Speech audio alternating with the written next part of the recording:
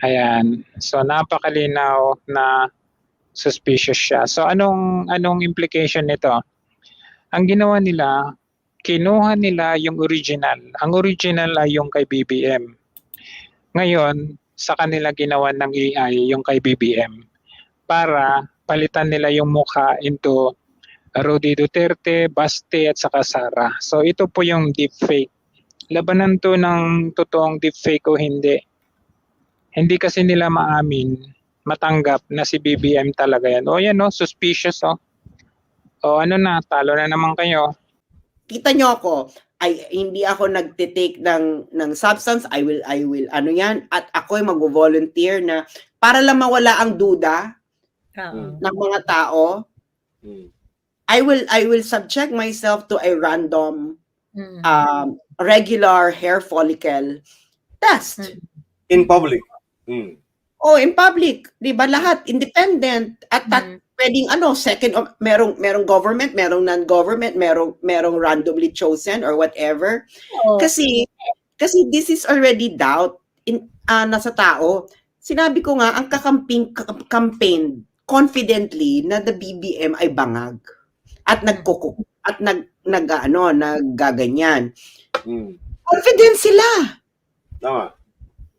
Ikalawa, ano yan, kung hindi sila confident, nagloloko sila ng tao.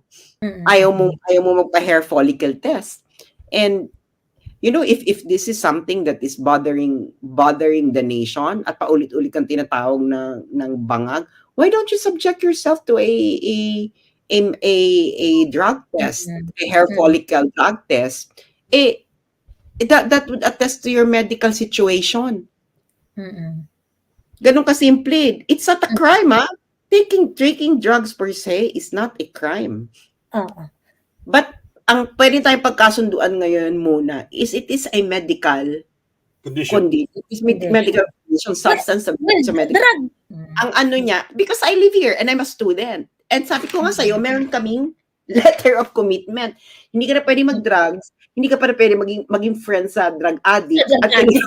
At kailangan, pag kailangan mo silang discourage. Wow. Paano yan? Hindi mo na nga silang pwedeng i-friend, may responsibilidad ka pa. Kaya sabi ko, ano ba yan? Kaya hindi na ako lalabas. Parang wala na akong responsibilidad.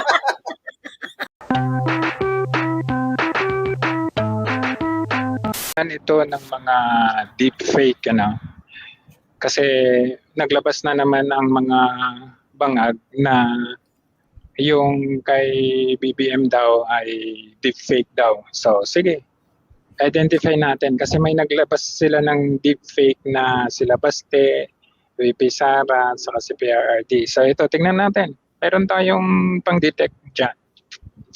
Puntahan natin itong deepware. Pwede nyong gawin kahit kayo. So, go to scanner.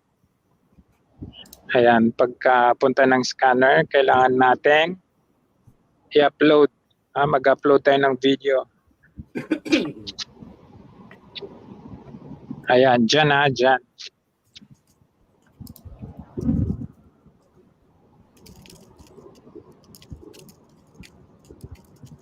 Ayan, so unang detect muna natin yung kay BBM. Tignan natin kung ayan, kita nyo naman, no deepfake detected. So kahit punta tayo sa baba, sa details niya. Ayan, punta tayo sa details. Yung avatar niya, no deepfake. Yung sa deepware niya, no deepfake detection, 29%. So makikita nyo, wala siya, no deepfake detection sa amin. Wala talaga sin. So yan po yung video, yan ito. Ayan, kung i-play natin, yan po yan. So dinidetect niya yan. Ngayon, yung ginawa nila na kay VP Sara, Mayor Baste, ayan, puntahan natin. Scan new tayo, new scan.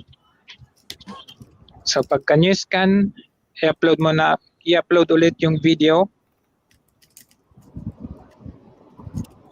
Add natin. Ayan. So kung makikita ninyo, madidetect niyan. Yun, doon pa lang suspicious.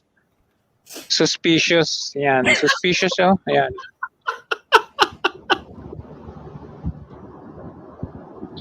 Ayan, suspicious siya. Tignan natin sa baba, sa details niya, sa details. Oh, ayan. Deepfake detected.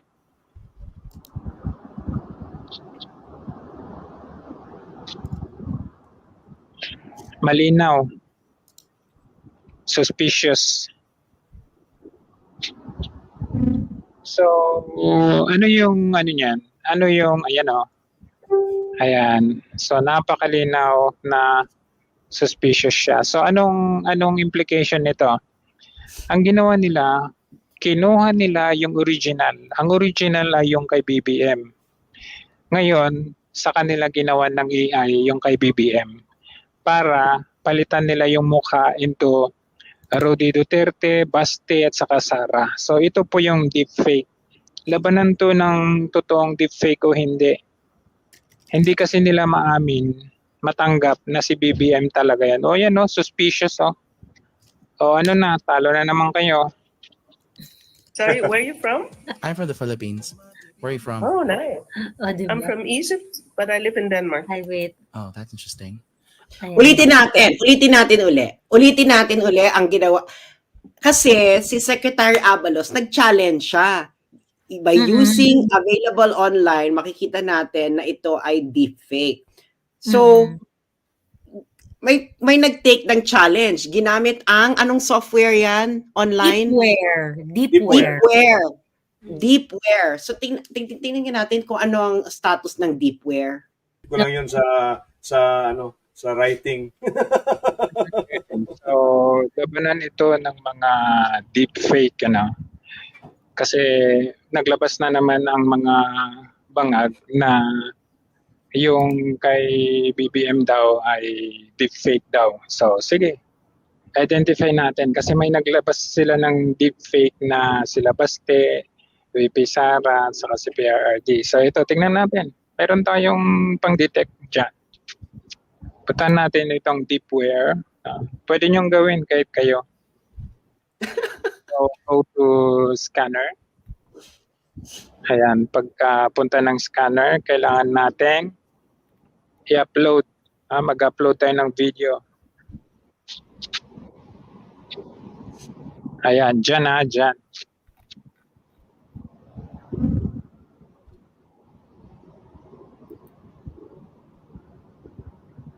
Ayan, so unang detect muna natin yung kay BBM. Tignan natin kung ayan, no? Kita nyo naman, no deepfake detected. So, punta tayo sa baba, no? Sa details niya. Ayan, punta tayo sa details. Yung avatar niya, no deepfake. Yung sa deepware niya, no deepfake detection, 29%. So makikita nyo, wala siya, no deepfake detection. Sabi, wala talaga sin. So yan po yung video, yan ito. Yan, kung i-play natin, yan po yan. So dinidetect niya yan. Ngayon, yung ginawa nila na kay VP Sara, Mayor Baste, ayan, puntahan natin. Scan new tayo, new scan. So pagka new scan, i-upload ulit yung video. Add natin. Ayan. So, kung makikita ninyo, madidetect niyan. Yun, doon pa lang suspicious. Suspicious. Ayan. Suspicious, oh. Ayan.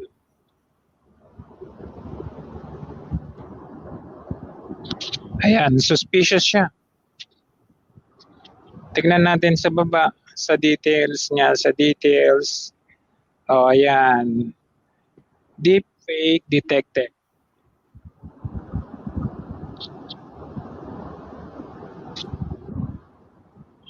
Malinaw. Suspicious. So, ano yung ano niyan? Ano yung ayan oh. Ayan. So napakalinaw na suspicious siya. So anong implication nito? Ang ginawa nila, kinuha nila yung original. Ang original ay yung kay BBM. Ngayon, sa kanila ginawa ng AI yung kay BBM para palitan nila yung mukha into Rudy Duterte, Baste at saka Sara. So ito po yung deepfake. Labanan to ng totoong deepfake o hindi. Hindi kasi nila maamin, matanggap na si BBM talaga yan. O yan o, suspicious o. O ano na, talo na naman kayo. So I just send requests to people, try to do a match with them, and maybe I can sing you a song. Do you have a favorite? Paano yan? Sabi nga nila, available online tool. Ito yung mahirap, no? Pag ganyan kasi, mag-e-expose ka. Sasabihin mo na, pwede kang gumamit online available tools, makikita mo na deepfake to. Dapat, ginawa mo na to. Gumawa ka na ng ganito na ginawa ni Jojo de Guzman. Do you remember kasi siya papunta na siya ng SONA, hindi niya na nagawa. Do you remember what we did before? Yung mga bank accounts, 'di ba? Yung how we expose na ito, yung mga this is the etc. Kailangan detailed ka, ganun ka kabilis. Pero kung nag-press release ka, lalo na yung DICT na using online available online tools, malalaman mo to na deepfake. May gumawa using available online tools. Sa LinkedIn, 'di ba mga professionals yung mga nandito sa LinkedIn? Merong gumawa ng evaluation ng deepfake detection. Si Constantine Simonchik, ayan. So sabi dun sa kanyang magaling yan. profile, AI Digital Identity Deepfake Detection Biometrics Chief Scientist and Co-founder of ID R&D. So in-evaluate niya yung iba't ibang mga deepfake detection tool. Ito yung ginamit ni Jojo, itong Deepware. Deepware, ang galing, Oo. Yan yung ginamit niya. Ayan. Okay. So yung Deepware, pagka face forensic recognition, ang accuracy niya is 99.26. It's actually one of the the highest. The highest. If not the highest, dito sa set na to. Pagkatapos, although, ano yan? FF plus. Ano ba yung FF plus? Ito, FF++. Consider the gold standard includes deepfakes generated using techniques like face swap, face-to-face, neutral texture alongside non-manipulated source video. This diversity provides a rigorous testing environment. Ayan. Yun ang nangyari. Joey. Ayan, so yung accuracy niya ranges from 84.20 up to 99.26. Pero yung Deepware, siya may pinakamaraming data set available. So mas marami siyang instances na na-test niya tong Deepware kumpara dun sa ibang maraming metrics. Marami siyang metrics, oo. Kumpara dun sa ibang mga deepfake tools na ayan lang yung dataset nila mauunti lang. Yan, kasi itong dami na-test, kumbaga parang na-test niya to thoroughly. So, itong Deepware, ito yung ginamit ni Jojo de Guzman. So, Abalos.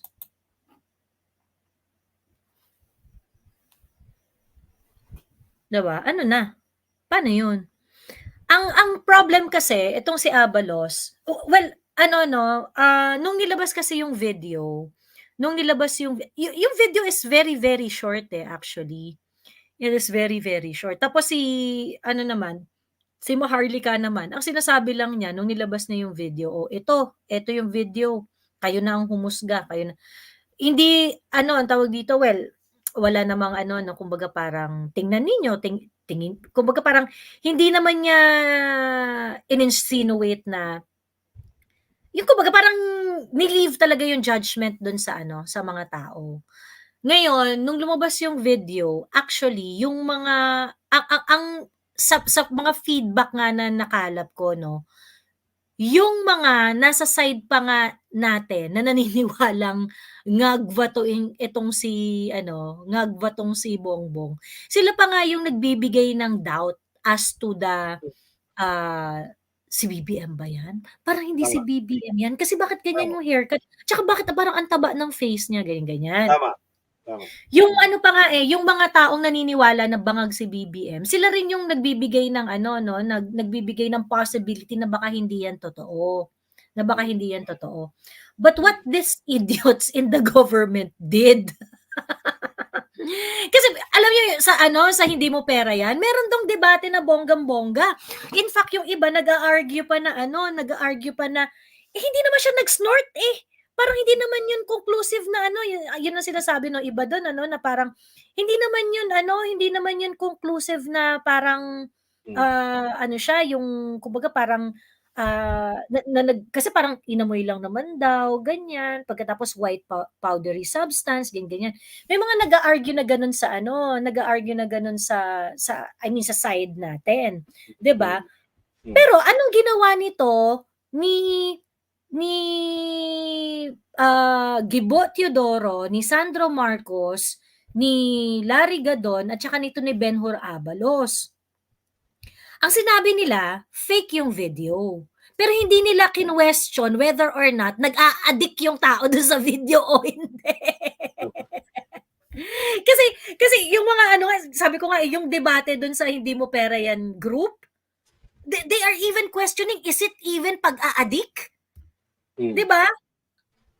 Naka-mute ka, Sas? Very varied yung debate dun sa Hindi Mo Pera group na kasi nga everyone thinks na pag Coke magla-line ka or yung or meron kang susungkitin or tatakpan mo yung isang ilong mo na parang well, that's how you do it. It doesn't mean all addicts would do the same. And that would also vary on the shit that they are sniffing, 'di ba? Saka ang din nun is kasi kung ang pagdududa is kasi makikita natin is this BBM, 'di ba? So maraming layers kasi. Is it BBM on the video? One. Is it if it's BBM, is he actually taking drugs? Diba? So, dalawang layer yan. Okay. Hindi natin ang kasi natin dito is, of course, we cannot say if he is taking drugs because we are not there. We haven't tested the substance. Correct. We cannot say with 100% accuracy. What we're seeing is a guy sniffing something. White powdery substance. Diba? A white powdery substance. I don't know, baka iba ang tama, no? Baka, I don't know, baka sabon lang ito, inaamoy niya. Baka, na lang siyang napunta sa, bonggang-bonggang. Whatever he was sniffing, it sure has a tantric effect. I mean, what is that you're sniffing? Na parang, after mong amoy, parang, tantric. Diba? If it's something that is not illegal, can we try that? Yeah. Very euphoric, Euphoric talaga. Euphoric Euphoric. And ang kasi nito is, if it's not BBM, I don't think you need to really debunk this kasi hindi lang naman ito kung totoong peke ito, dahil ang dami ng peking pictures ng presidente na may cocaine sa ganito, may nasa ganyan. Yung kalat-kalat na siya. This is not the first, kung peke ito, this is not the first time na may mga peking picture. Bakit yung mga yun hindi nyo kina-question? Because you're confident they are fake. You don't need to because they're too obvious na fake sila. Ito, magdududa yung tao, si BBM ba ito? Kamukha nga. Oo nga. Ganyan. Pero bakit hindi siya, di ba, nandun yung duda, bakit iba yung pagkakasniff niya and snort ng white powdery substance? These are all valid concerns. Okay? These are all valid concerns. Ako rin, sabi ko na, okay, lumabas na yung video, sinabi naman nila, authentic yung video, and pinakita ni Jojo Di Guzman na hindi siya deepfake. According to an available online tool as advised by DICT. Hindi lang sinabi ng DICT kung anong online tool yung gagamitin mo. But anyway, a very good a scientist in LinkedIn provided all the AI tools in which Jojo de Guzman used the most tested deepfake software. Most Oh. accurate. Yun ang Most ginamit niya. accurate. So yung ginamit niya. So now,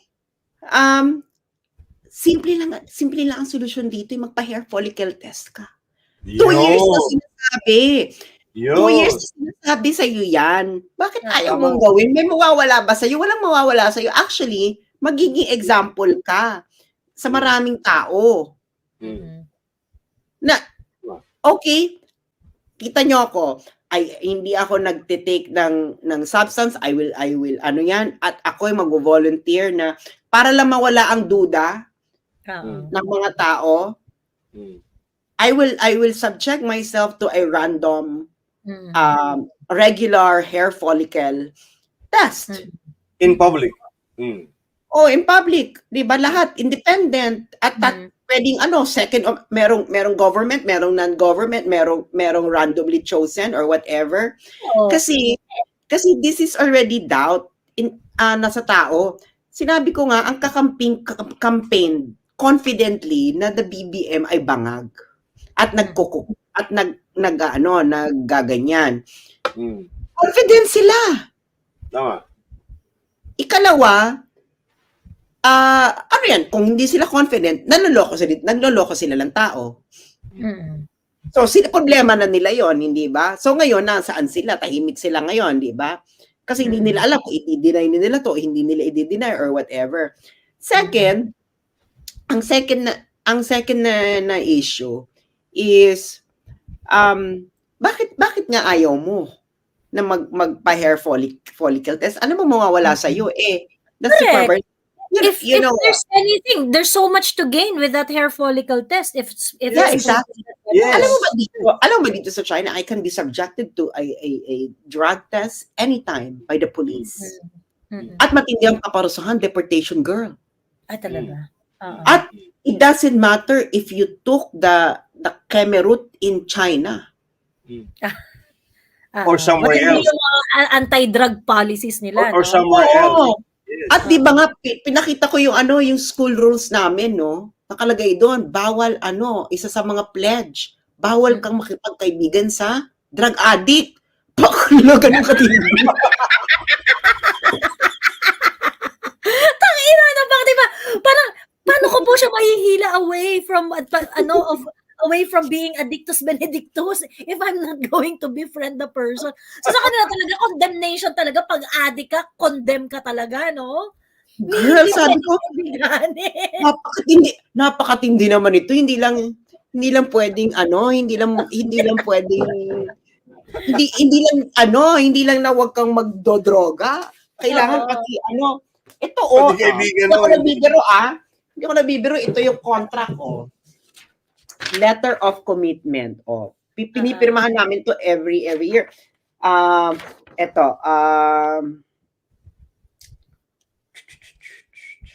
Follow Chinese laws and regulations on drug controlling. Never take or traffic drugs such as opium, morphine, heroin, cannabis, cocaine, ice, or methamphetamine, MDMA, triazolam. Hindi ko na alam kung ano yung iba dito. I will not make friends with drug addicts. If I find such students, I will discourage them from drug abuse or trafficking. Keep away from them and report to teachers and the police. If I don't do that, I will be held liable. If you don't push them away or tell them that stop being an addict, Kasi contract to this is contract. So, kaya nga, halimbawa, pumunta ako kaya kahit umalis ako ng China, kahit ma-tempt ako na, take weed for example. Halimbawa, pumunta ako ng Thailand where it is legal. Even if it's legal there, girl, when you're tested in China. when I'm tested in China, girl, madedeport ako. Ganun ka, ano to si John Lester Basco, SAS. O bakit merong SAS? ? Kaya pala inaaway nila ang China kasi addict sila. Bawal talaga. Ito yung kontrata namin, no? At meron pa ako, matindi talaga sila minsan Yung yung ano nila dyan, bitay sila dyan eh, kapag ka ano eh, mag-possess ka ng drugs, bitay. Mm. 'di ba? Pati pati nga ano what's this, may mga nababasa ko na may mga random din ng mga police sa mga clubs, girl. Pupunta ng clubs at magte-test. Mm. Eh, Baka yung gambling nga doon, grabe yung penalty. Mm. Sabi ni CA Phelps, but cannabis is legal sa Thailand. Wala nga silang pakialam. Pag pumunta ka pag dinragas ka sa China, hindi mo pwedeng sabihin, ay hindi ko po dito sa China Legal to tinig. Everything is legal in Ibig Thailand. sabihin, pag pupunta ka ng China, kailangan super clean ka. Kasi, Super clean. Hindi kung lang dito ka bumatak, tapos pumunta ka ng China, wala at ka na go. positive ka, mauwiin ka. Pati nung pagkuha ko ng visa, no, kasi requirements sa student visa. And hindi lang yun, actually hindi lang drugs, pati nga STD eh. Lahat ng kahit anong STD. Kaya nga ako sabi ko, my God, napakabusilak ng aking pagkatao. For being accepted in China, no? Bakla, nakakaloka. No addictus friends. Bakla mag-iba. You know, when I went to the Netherlands, I went there on a student visa. Bakla wala akong ganon. Wala. Ang health check ko lang nun is tuberculosis. Ganun lang sa Europe, tuberculosis and I think HEPA. Walang drugs, walang ganyan. Walang ganon. Wala doon sa Netherlands, nung nag-apply ako ng student visa, wala ring NBA record, police record, and criminal, lahat ng ano. Girl, nag-apply talaga ako ng student visa sa China. Sabi ko, ano ba tong papasukan ko? Girl,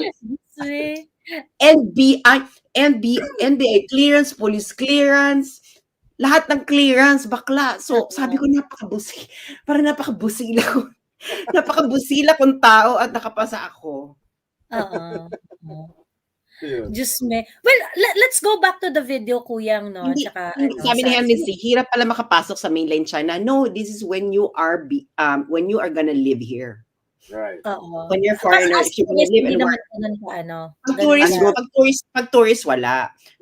Ang ano niya, because I live here and I'm a student. And sabi ko nga sa'yo, meron kaming letter of commitment. Hindi ka na pwede mag-drugs, hindi ka pa na pwede maging friend sa drug addict. At kailangan, pag ginagawa mo yung drug addict, kailangan mo silang discourage. Paano yan? Hindi mo na nga silang pwedeng i-friend, may responsibilidad ka pa. Kaya sabi ko, ano ba yan? Kaya hindi na ako lalabas. Parang wala na akong responsibilidad. Diba? Ayun. Let's just go back to we talk about we can see in the video, and then after yung reaction ng mga each and every government officials. Dun sa video, ang maraming nagsasabi na hindi siya parang yung ang feeling nila parang it's not as powerful as they expected it to be, ganyan. Hindi nila kumbaga parang may mga skeptical. When you saw the video, Kuyang, what was your initial reaction?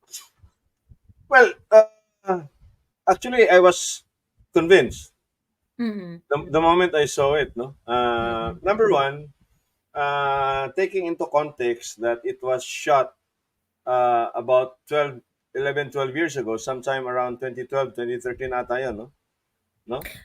Sige. Yun kasing sabi, yun kasing nabasa ko, no?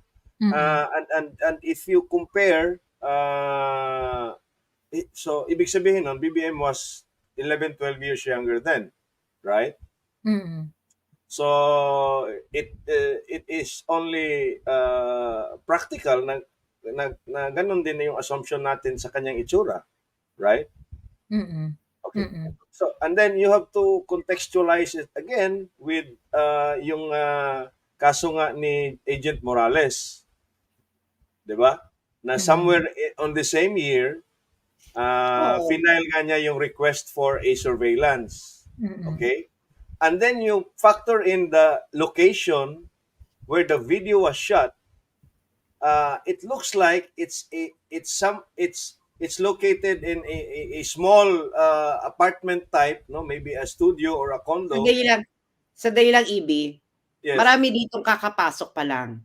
Sabi ni John Lester Bascog, anong video kay Maharlika? AI lang daw yun, sabi. Okay, meron na nga po nag-take ng challenge. Nag-debunk na nga. O ito, papalabas mo ulit. Meron na nag-take ng challenge. Si Jojo de Guzman, isang vlogger.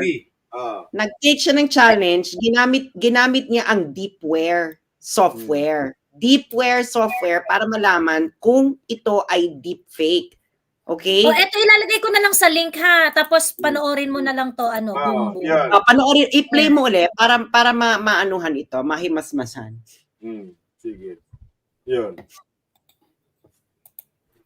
Okay, so labanan ito ng mga deepfake, Kasi naglabas na naman ang mga bangag na yung kay BBM daw ay deepfake daw. So sige, identify natin kasi may naglabas sila ng deepfake na sila Baste, VP Sara, saka si PRRD. So ito, tingnan natin. Meron tayong pang-detect dyan.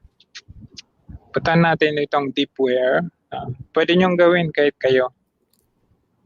So, go to scanner. Ayan, pagka punta ng scanner, kailangan natin i-upload.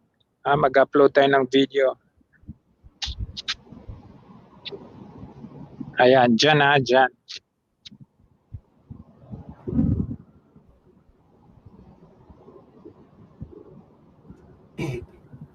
Ayan, so unang detect muna natin yung kay BBM. Tignan natin kung ayan, kita nyo naman, no deepfake detected. So kahit punta tayo sa baba, sa details niya. Ayan, punta tayo sa details. Yung avatar niya, no deepfake. Yung sa deepware niya, no deepfake detected. Ayan na, yung mga karating pa lang. So, i-post mo nga ulit, Joey, yung link. Puntahan nyo yung ginawa ni Jojo de Guzman. Ganun yung gawin ninyo, hindi nyo manakita, meron ba dito, hindi nyo manakita yung original video ng Chinese na may hawak na ice cream. Hindi ganon. Magpunta kayo ng software at i-check nyo kung ano yung kung deepfake ba ito. Ito lang ginawa ni Jojo de Guzman for the rest of you. Tinake niya yung challenge ng DICT. Gumamit siya ng online tool. At this point, what you need to do is to overcome the 99.26 accuracy of deepware software. That's what you have to do. Tapos free pa yan, ha? There are more sophisticated software na magbabayad ka. Hindi yung sophisticated, ano na yan, digital forensics na talaga yan. Matagal yan. Kasi yan pixel by pixel ang yan Ang test, saka kasi yung nakita ko, kasi tinitingnan ko kung paano ba ino-authenticate ko, bakit mahirap. Ano pala ito? Ang camera pala, girl. Kasi gumagalaw yan So every nagbabago yung mga pixel. Na deepfake. Per screen. Per pixel. Frame. Per frame, per second. So kasi so meron siyang register, ang deepfake hindi niya yung natural progression ng progression ng frames per second ng speed. Oo. So itong deepware, sabi nila available online tool, gumamit. Ayan si Jojo de Guzman. Tinake niya yung challenge. So nakita niya hindi siya deepfake. So, i-continue mo na rin yung statement. Yung na-contextualize ko nga against dun sa yung allegations nga ni Jonathan Morales, na somewhere in that year na nag-request ng surveillance, it jived with yung purported na date nga na nakunan yung video. And then yung location kung saan kinunan ng video, parang yun na nga, maliit na residential pad, either a studio or a small apartment. And then again, yung ginamit na camera is a spy camera na yung resolution, yung kuha niya is ang tawag dito, consistent with the technology of spy cameras At that about time. of that time, 11, 12 years ago, no? So makikita Ano yung mo, sino yung nagsabi na 12 years ago siya? may nakita ako na between 2011 to 2013 yun daw eh. Daw. No? Daw, no? Yun ang sabi, no? Pero yung iba naman nagsabi mga 2020, 2021 daw yun. Yun ang sabi ng iba, no? But in any case, what convinced me is the fact na kasi ako, I mean, I'm 53, no? I've seen videos shot from different cameras from low resolutions to low tech to high tech, no? As the progression of the resolution of cameras came about, talagang na-experience ko yung graininess until about this time na talagang magaganda na talaga yung resolution, no? And judging by what I saw, I thought nga na it was an actual footage at that time, because yun nga, no, yung deepfake naman kasi, yung hindi ko pa nga nakita yung tatlo na yung nakita ko, mayroon pang si Mr. Xi Jinping yung ginawa nilang ulo, no? Pero makikita mo dito kung saan dinugtong yung mukha pababa, there's this overlaying of pixels na talagang makikita mo na it was not just by examining, no, the deep fake, no, even yung kinabaste, no. So yun na nga, and then what convinced me more is the fact na nung nakita nga nung may mga lumabas na mga photos na ganun yung buhok niya, no? Ganun yung medyo full pa yung face niya, no? Makikita mo talaga na ano siya, no? I have to claim that talaga 99.9%. I'm pretty sure it was him, no? The more you look at the video, the more you anong tawag dito? Paulit-ulit mong tingnan. You get convinced that it is him. Yes, because yung nuances doon sa pixels, sa lahat, no? Ano yung matrain na yung ano mo yung perception mo to imagine it na hindi siya video na nasa actual na location, no? For that specific period of time. Sabi ni Bo, if it is only streamed version or copied version, the metadata could be different. So, No, that's not true. Hindi ba yun? That's not true. I-search mo. Do metadata remain the same if copied? So, hindi totoo yun. Hindi. Wala ka pa naman lead na yun. Ayun. Do metadata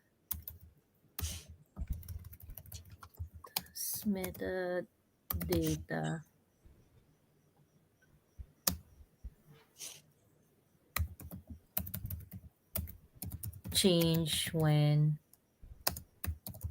copied from screen.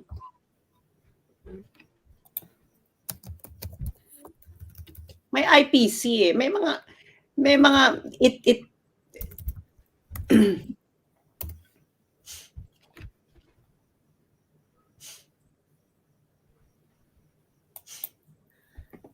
ito, does screenshotting a picture remove metadata? Screenshotting. Teka. Screen recording. The external data is ignored and not copied to, and external refers to the screenshot. Kasi wala sa atin yung origin, yung yung sabihin natin yung of course there is a yun talagang source kung saan yung source niya, and then yung master we don't know who has the master copy, And of course, the copy of the master copy. Yung raw nga, yung pinaka-raw. Yung pinaka-raw. Ngayon, ang tanong, ang ano kasi niyan is, kasi all the surrounding circumstances are pointing that this might be probably true. Right. May Kasi- ang sabi dito, it may change depende dun sa recording device na gamit. Yeah. Sa uri ng phone, yun yung mga yun yung mga makaka-affect. Yung sa Oh. uri ng phone, sa ganon. Oh, pero ano yan eh, sabi ko nga matinding digital forensics kasi yan, girl. Mm-mm. Ito kasi yung sa available online, napakasimple lang nitong eksena. Do you remember yung I don't know if you remember this, yung pedophile na nahuli, I think sa Philippines ata to nahuli, yung PDF pala. Baka maano tayo mag-gorgor. Yung PDF na nahuli. Meron siyang picture, ginagamit niya yan para sa mga kliyente niya.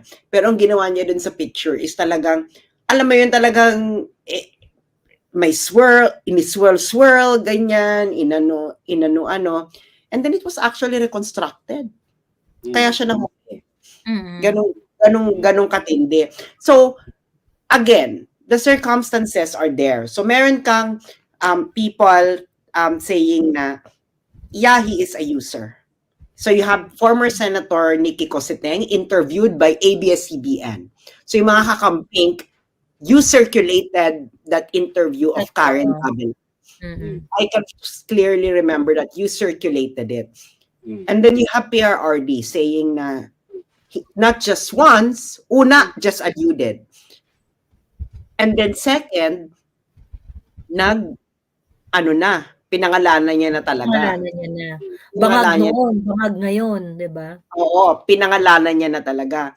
And then you have Agent Morales saying na, yeah, there was a witness who told us na itong mga to ay nagtitik ng at and this witness presented us pictures and video. May video daw, di ba? Joey, remember, may video daw. Yes. Video. Ang gusto lang ni Agent Morales noon is kumuha siya ng sample nung white powdery substance. And now you do have this. Ngayon, nagsasabihin mo lang, magde-deny ka lang, hindi deepfake, AI deepfake. Paulit-ulit ka, pero has to be overcome kasi ang dami na nangyari. Paulit-ulit ka, pero you're not demonstrating it with the software. Lahat ng sinabi nila, they didn't demonstrate it with the software. May software available naman pala online, sabi ng DICT. Ito si Jojo de Guzman. Tried it. So ngayon, ang eksena niyan is paano mo tululusutan? Hindi mo po pwedeng lang sabihin na AI kasi napakasimple Napakasimple ng paulit-ulit tayo, Joey. 2022 pa, we are discussing this on TikTok Na napakasimple. Nasabihin mo na hindi ako, I never took cocaine. That's why walang videong lalabas. Di ba remember, Joey, na sa TikTok tayo, Miss Laika? Ganun lang kasimple yun eh. Walang because I never took it. Or pwede mo rin sabihin na hindi ka naman siguro magmamalinis, no? And lahat naman tayo may ginawang katarantaduhan ng mga bata tayo dahil it's part of growing pains, no? Growing up. Wala naman siguro sa atin na we were not, even the Buddha did something stupid. when he was younger, pwede mo sabihin, ay noon yun. You know, when I was young, but you know, when I already stopped. And I can prove it to you. Here's my hair follicle. Let's do the testing. And settle this once and for all. Oo, ganun na lang makasimple yun, hindi ba? And ang kasi ng mga tao is, dapat malaman ng mga tao na substance abuse is a medical issue. Medical issue.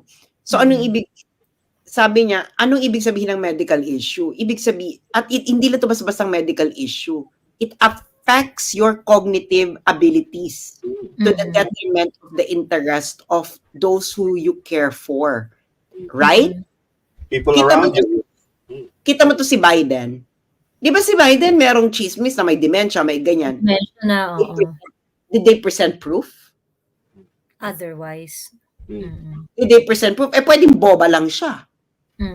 Pero ang issue sa kanya, my God, this guy has deteriorating cognitive faculties. Pero wala silang evidence. Nakikita mo lang. And pwede mo lang sabihin na mukha nga, pero wala kang 100% proof. Why? Because a medical condition is not a crime. Tama. Correct. A medical condition is not a crime.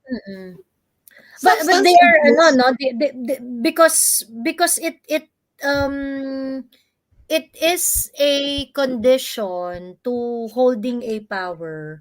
So that is why it is a big deal for them. Kasi nga condition siya for that's their concern. Kaya lumalabas na talagang they are really bothered about this because this situation may lead to him being incompetent to hold the position and maybe removed from the office because of this medical condition.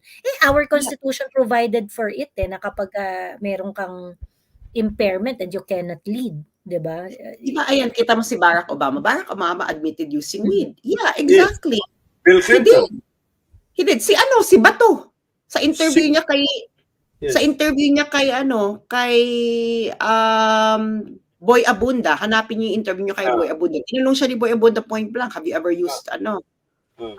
Marijuana, yes. Tinanong siya, sabi niya yes. Sabi niya anong effect daw? Sabi niya tawa lang daw siya ng tawa. When he was younger, he was that candid. Napakasimple mag-deny if you're not using it and then subject yourself to a test.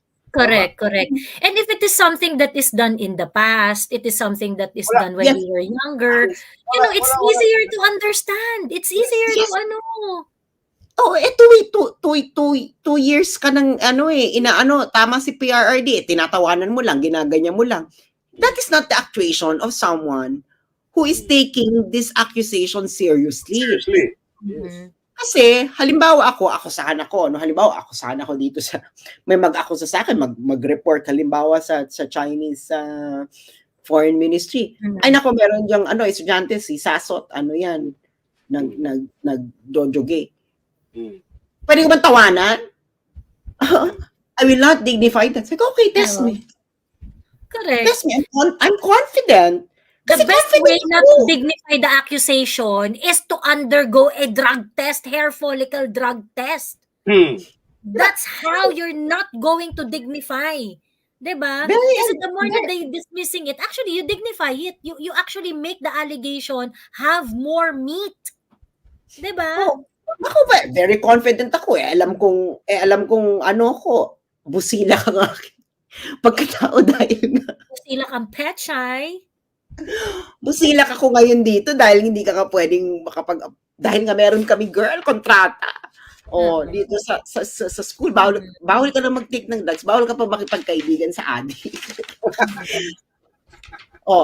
So ngayon, ang eksena is ano yung pagpapatotoo mo? For the very first time, we heard someone deny na the president is using it, and that is Secretary Abalos. Sabi, yes. Diba na, he's not engaging in such activity. What activity? What activity are you talking about? Doon ako natatawa. Sabi ko gano'n, takin na rin ito ni Abalos eh. Yung mga DDS nga nag-aaway-away pa kung totoo ba yun. Yun na ba yung pagkukokain? Yun na ba yun? Yun na ba yung sniffing? Yun na ba yung snorting? Nag-aaway-away pa yung DDS. Magkatapos siya parang, sa kanya walang duda. It is cocaine abuse. It is a drug abuse in the video. Parang, okay. Tapos dinenay na nila.